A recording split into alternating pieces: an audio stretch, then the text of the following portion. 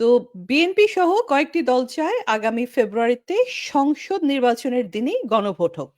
কিন্তু জামাত সহ ধর্মভিত্তিক ৮টা দল চায় নির্বাচন হওয়ার আগে গণভোট দিতে হবে। এবং এই দাবি নিয়ে তারা একটা যুগপৎ আন্দোলনে নেমেছে। দর্শক আপনারা এটা জানেন পত্রপত্রিকা থেকে। বাংলাদেশ জামাতে ইসলামের সেক্রেটারি জেনারেল মিয়া গোলাম পরওয়ার বলেছেন, গণভোটের দাবি উপেক্ষা করলে জাতীয় নির্বাচন সংকটে পড়তে পারে। অবিলম্বে জুলাই জাতীয় সনদ বাস্তবায়নের আদেশ জারি করতে হবে এবং গণভোটের তারিখ ঘোষণা করতে হবে। একই সুরে জামাতের নায়েবে আমির মোহাম্মদ তাহের বলেন, ফেব্রুয়ারি দরজায় কিন্তু গণভোটের কোনো তারিখ নেই। নির্বাচনের আগে গণভোট না দিলে দেশে অস্থিরতা হবে। তারপর তিনি একটা ছোটখাটো হুমকিও ছুড়ে দেন, সেটা হচ্ছে সোজা আঙ্গুলে যদি ঘি না ওঠে আঙ্গুল বাঁকা করব। অন্যদিকে বিএনপির মির্জা ফখরুল ইসলামের বক্তব্য হচ্ছে, গণভোট হলে সেটা নির্বাচনের দিনেই হতে হবে। আলাদা ভোট মানেই অতিরিক্ত খরচ। আগে গণভোটের দাবি আসলে সেটা নাকি আগে গণভোটের দাবি নির্বাচন বানচালের ষড়যন্ত্র। মির্জা ফখরুলের ভাষায় নির্বাচন ফেব্রুয়ারিতেই হতে হবে, না হলে জনগণ মানবে না।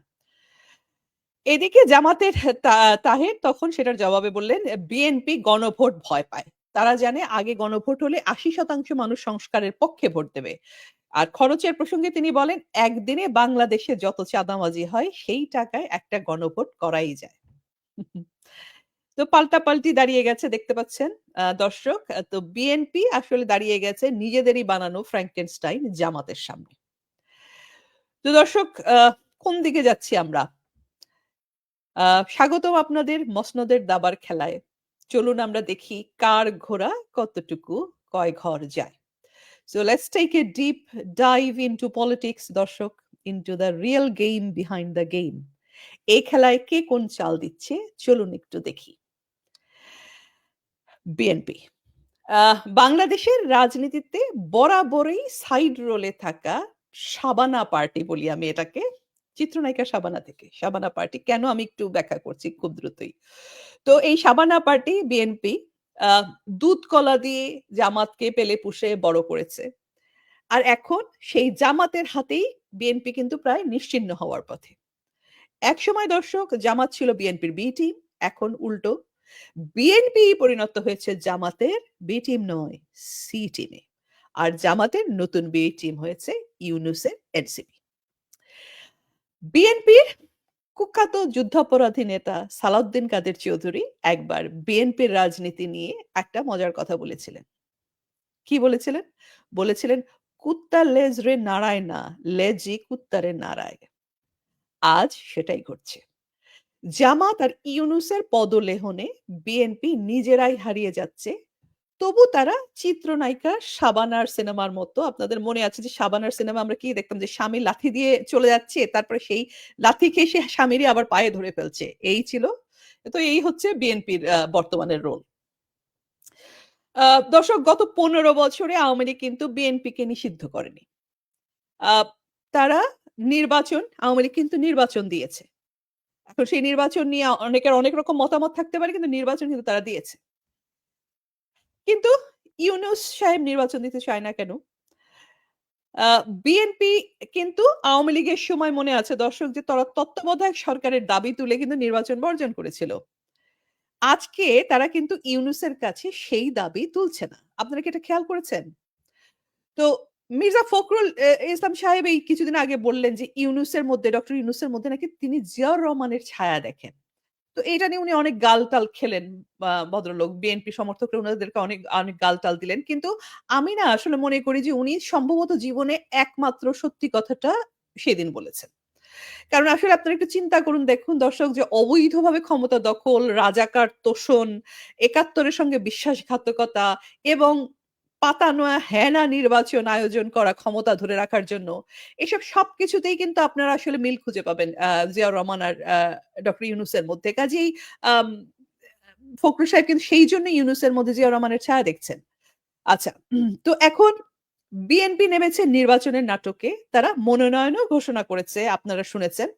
তো মুক্তিযোদ্ধা ফজলুর রহমান, যাকে কিছুদিন আগে হেনস্থা করেছিল তারা, আ এ এ এমনকি তারা মব দিয়েও হেনস্থা হলেন উনি। আ এখন তাকেই তারা প্রার্থী বানাচ্ছে। এখন এটা বুঝতে দর্শক তো নিশ্চয়ই আপনাদের বুঝতে কষ্ট হচ্ছে না যে কেন এটা করছে বিএনপি হঠাৎ করে ফজলুর রহমানকে নমিনেশন দিল কেন?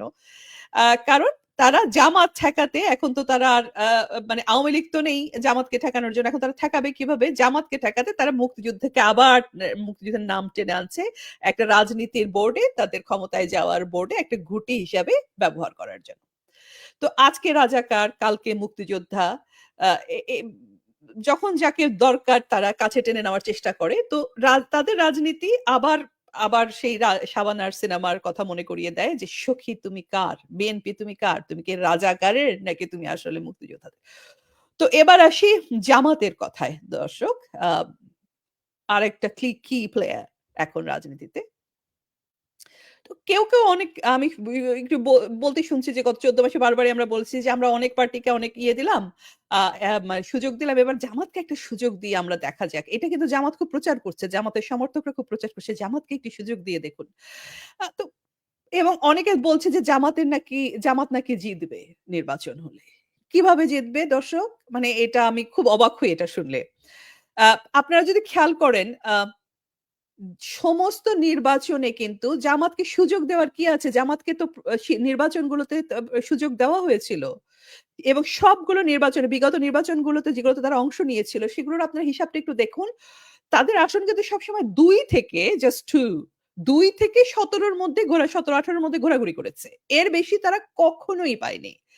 তো আর গত ১৪ মাসের হিসাবটা যদি আমরা ধরি যে গত ১৪ মাসে জামাতের ভোটার কি বেড়েছে? সমর্থন বেড়েছে নাকি কমেছে? গত ১৪ মাসে জামাত কি করেছে? জামাত মানুষ মেরেছে, আ আ বিশ্ববিদ্যালয়গুলো দখল করেছে। বয়স্ক মুক্তিযোদ্ধাদের গলায় জুতার মালা পরিয়েছে। আ গোলাম আজম পুত্র সেরে বাংলাদেশের জাতীয় সংগীতের উপর আক্রমণ করেছে। বাংলাদেশের মানচিত্র বদলে দেওয়ার কথা বলেছে। বাংলাদেশের ইতিহাস পরিবর্তন করে দেওয়ার কথা বলেছে। এই সমস্ত কি বাংলাদেশে তাদের ভোট বাড়িয়েছে বলে আপনারা মনে করেন? তাই? বাংলাদেশের সকল মানুষ কি ৭১ কে ভুলে গেছে? জামাতের ভূমিকা ভুলে গেছে? তারা সবাই কি রাজাকার যে তারা আ আ তারা জামাতকে সমর্থন করবে? কেন? মানে তারা দেশের মানুষের উন্নয়নের জন্য, দেশের মানুষের ভালোর জন্য গ জ এই বাংলাদেশ স্বাধীন হওয়ার পর থেকে কি করেছে জামাত? একটা উদাহরণ কেউ দিন। যে দেশটার জন্মই তারা চায়নি। এখন সেই দেশের তারা সেবা করবে? আরেকটা সুযোগ দেওয়ার কথা যে তারা বলছে সুযোগ দিলে কি করবে? যেন আরো একটু বেশি করে রগ কাটতে পারে এইজন্য? আ আব ১৯৭১ এর মতো গণহত্যা করতে পারবে এইজন্য? এদেশের নারীদেরকে পাক আর্মির হাতে তুলে দিতে পারবে এইজন্য? একটা দেশকে আবার একটা মিনি পাকিস্তান কিংবা আফগানিস্তান বানাতে পারবে সেইজন্য দেশের মানুষ তাকে ভোট দেবে? যদি আপনারা মনে করেন কেউ যদি এটা মনে করে যে দেশের মানুষ এগুলো বোঝে না বা দেশের মানুষ এগুলোর পরেও জামাতের সমর্থন বাড়বে, তাহলে আপনারা বাংলাদেশের মানুষকে চেনেন না। আ তাহলে আপনারা একেবারে বুঝতেই পারেন না কেন কখনো ২ থেকে ১৭ বা ১৮ র বেশি আসন কখনো জামাত বাংলাদেশের ইতিহাসে পায়নি। হাজার জোট গঠন করুক, হাজার রং লুকাক, এর বেশি পায় না। আ তো জামাত জানে যে সুষ্ঠু নির্বাচনে জেতা, কোন সুষ্ঠু নির্বাচন হয়ে জনগণের ভোটে জেতা তাদের পক্ষে অসম্ভব। কারণ তাদের পাপ, পুরনো পাপ এবং নতুন পাপ। এগুলো মিলে তাদের এমন অবস্থা যে এটা কোনদিনই সম্ভব না। বাংলাদেশে সম্ভব না। তাই তারা চায় একটা পাতানো গণভোট। এই কারণেই চায়। তারা চায় সাংবিধানিক কারচুপি আর তারা চায় ব্যাকডোরে ক্ষমতা দখল।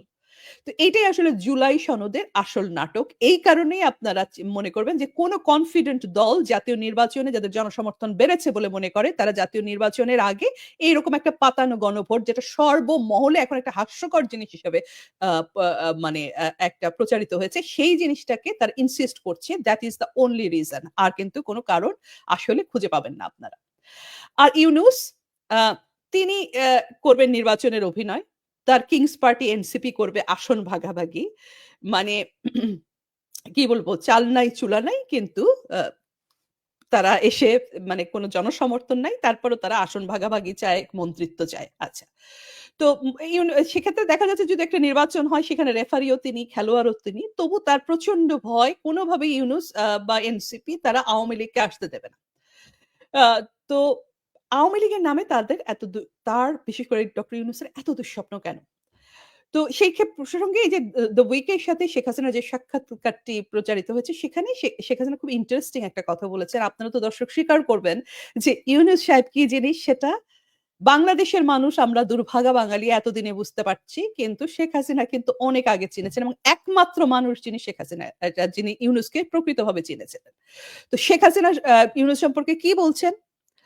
তিনি বলছেন, আ "This administration is nominally headed by Dr. Mohammad Yunus, a celebrated economist whose long-standing credentials on the international lecture circuit give it a veneer of respectability.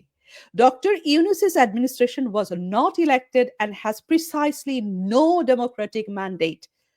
তারপর উনি বলছেন, "The kindest thing I can bring myself to say about him is that he is a thinker, not a politician, and certainly not a statesman."